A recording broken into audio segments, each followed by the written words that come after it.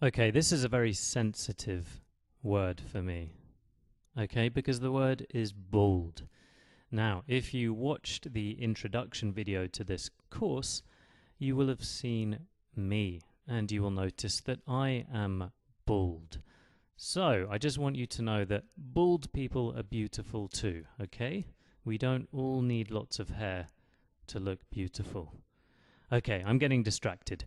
Someone who has no hair is bald. Very easy, okay?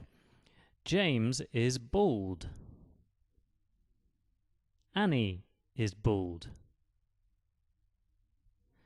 Do you find bald men attractive, Alice? I have to be honest. I prefer men with hair. Oh, this is terrible, terrible to hear. I'm sure you should be finding bald men attractive, okay? So, the word is bald. If you have no hair, you are bald. Very simple. James is bald. Annie is bald. Do you find bald men attractive, Alice? I have to be honest. I prefer men with hair.